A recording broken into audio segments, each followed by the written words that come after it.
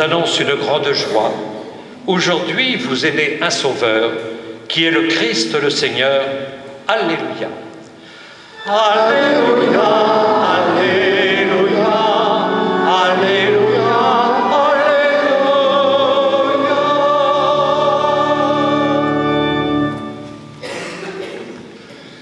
Le Seigneur soit avec vous. Et avec votre esprit. Évangile de Jésus-Christ selon saint Luc.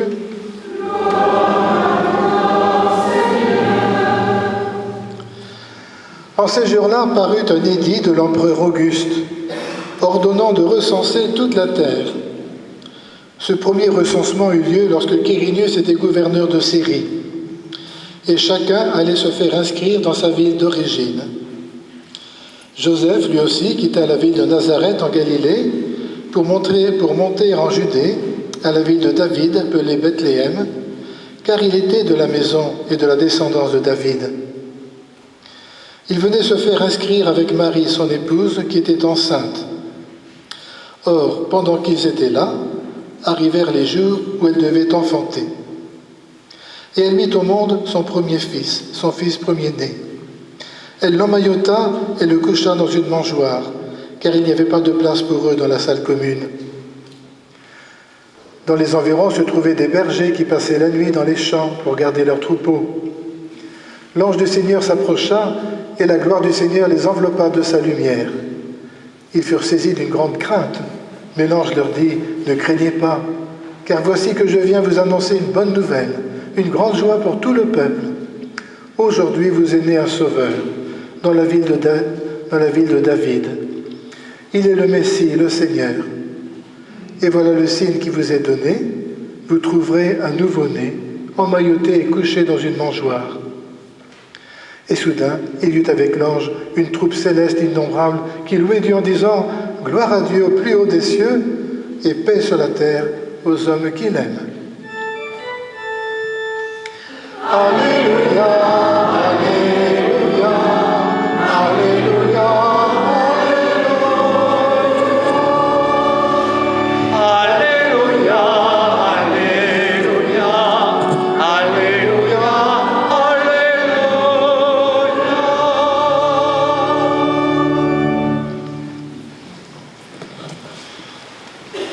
Chers amis, depuis 3 quarts d'heure, nous n'arrêtons pas de chanter le Sauveur. Viens nous sauver. Mais pour l'homme du XXIe siècle, faut-il encore un sauveur? Un sauveur est-il nécessaire pour l'homme qui rejoint la Lune et la Mars, ou qui déchiffre les codes du génome humain? Un sauveur est-il encore nécessaire pour l'homme qui navigue sur l'océan virtuel d'Internet, ou pour qui la Terre est devenue une grande maison, un village global? Et je pourrais continuer ainsi. Mais malgré ces indiscutables succès, nous voyons bien qu'il y a beaucoup de misère, beaucoup de violence, partout dans le monde, chez nous y compris. Et même chez nous, on veut fermer les yeux sur cette violence. Et donc, on individualise les choses. Celui-là, c'est un déséquilibré, l'autre, c'est quelqu'un qui a été manipulé, etc. On sent bien qu'il y a un climat violent. D'ailleurs, quel idéal propose notre société aujourd'hui, en dehors de la consommation? Et que de solitude.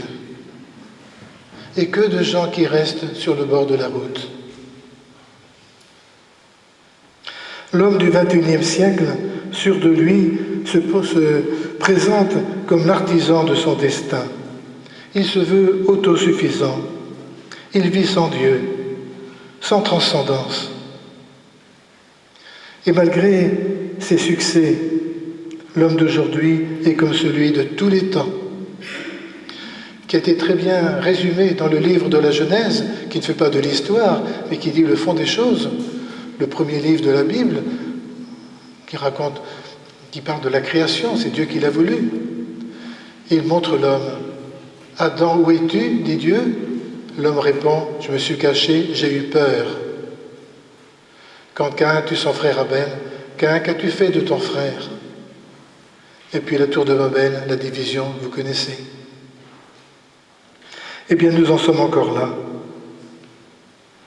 Et quand le prophète Isaïe, nous avons lu la première lecture tout à l'heure, quand il écrit, quand il vit, le royaume du Nord, vous savez que malheureusement ce royaume, la terre promise a été divisée en deux, et le royaume du Nord est déjà dominé par les Assyriens, et la moitié du peuple est exilé à Babylone. Il y a donc beaucoup d'inquiétudes. Les rois de cette époque ne veulent pas faire confiance en Dieu, s'en remettre à lui. Ils veulent faire comme les autres à côté d'eux, de la politique. Donc on se met du côté des Égyptiens contre les Assyriens, ou l'inverse. Et finalement, ils sont dominés.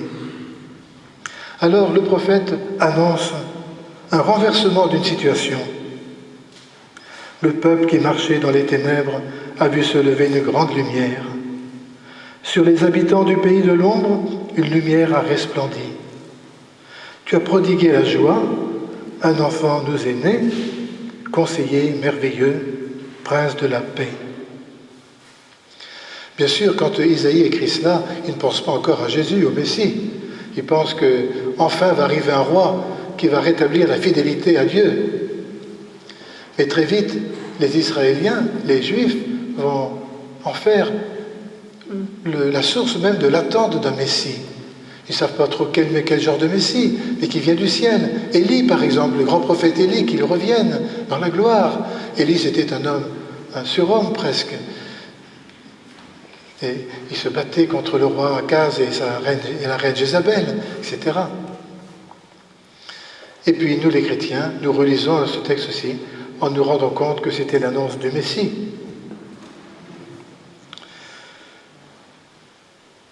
Ce jeune homme, tout à l'heure, dans le petit dialogue entre le jeune homme et son grand-père, disait « Je désespère ». Il y en a beaucoup aujourd'hui qui peuvent dire la même chose. Et le grand-père avait raison de dire « Mais change ton regard ». Si le monde n'était pas dans les ténèbres, il n'y aurait pas besoin de Noël, il n'y aurait pas besoin de la lumière.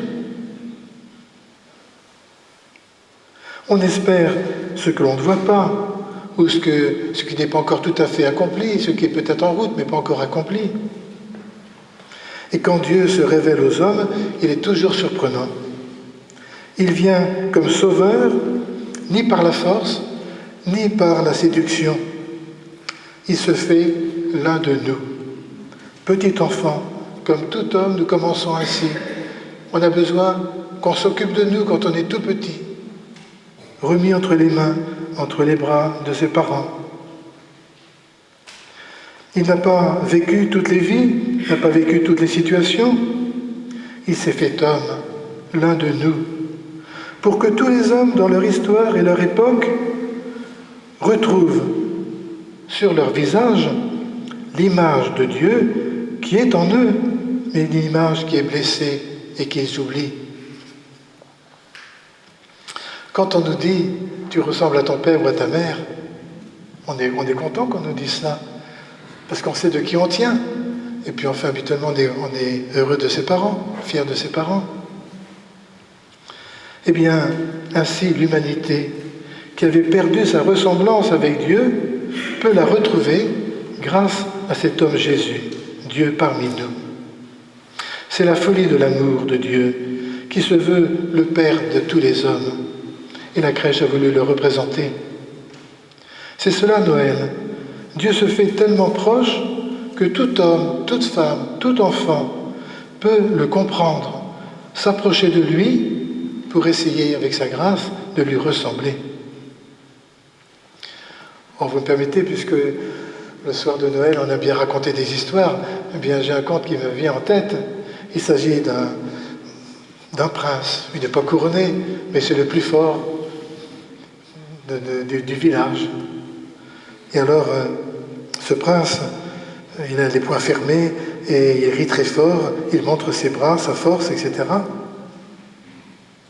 Quand il est seul, malgré tout, il pleure, parce qu'il a toujours les poings fermés. Il ne peut pas donner la main, il ne peut pas faire de cadeaux, il ne peut pas faire de la peinture.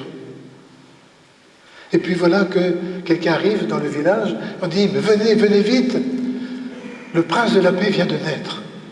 Une bonne nouvelle à vous annoncer. Alors tout le village se lève et va voir jusqu'à la crèche, l'étable illuminée. Et le prince, qui roule les épaules, arrive aussi et il dit, mais ce petit bout de chou là, le prince, mais un prince est toujours grand et fort. C'est moi le prince. Mais dans son cœur, il sait qu'il est triste parce qu'il a les poings fermés.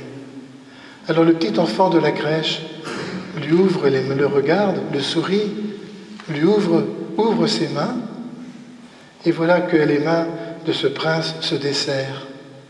Elles deviennent toutes neuves, toutes chaudes, capables de serrer la main, de faire des cadeaux, deux mains toutes belles pour aimer. Je vous raconte ça comme ça, vous voyez, mais c'est souvent dans les crèches, l'enfant Jésus a toujours les bras ouverts, les mains ouvertes. Voilà, regardons-le, contemplons Jésus, et nous lui ressemblerons peu à peu, en ruminant, comme je disais tout à l'heure. Le Verbe s'est fait chair, il a habité parmi nous. C'est vraiment un merveilleux échange. On pourrait dire le mélange des sangs, si vous voulez bien, le sang humain et le sang divin.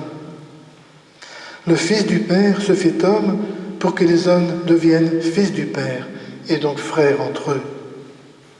Chrétien, reconnais ta dignité, disait le pape Saint Grégoire le Grand au VIe siècle.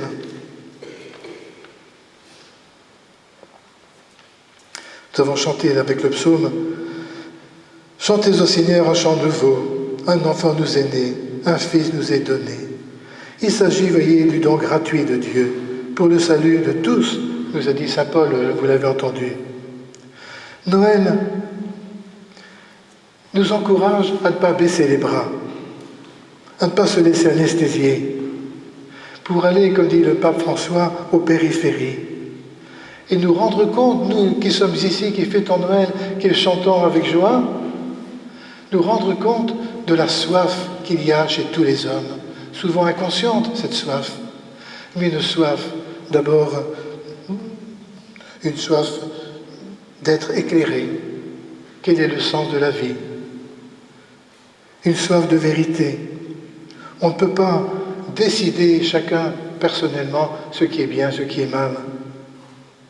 Une soif de paix qui ne se bâtit pas sur l'uniformité et donc l'exclusion, mais qui se bâtit au contraire sur le respect et la richesse des différences. C'est le contraire de Babel. Et nous y travaillons tous, chers amis, j'en suis persuadé ici, par notre vie, notre engagement, parce que nous espérons que le Christ viendra un jour récapituler tout ce qui est digne de son règne dans la vie des hommes. Alors, les ténèbres dans lesquelles le monde vit, ça nous peine, ça nous navre, mais ça ne nous fait pas peur. Notre joie, notre engagement, soutenu par l'Esprit Saint, c'est de pouvoir dire et d'y être associé, notre Père, que ton règne vienne, que ton nom soit connu, aimé, que ta volonté soit faite ici, aujourd'hui, sur terre comme au ciel.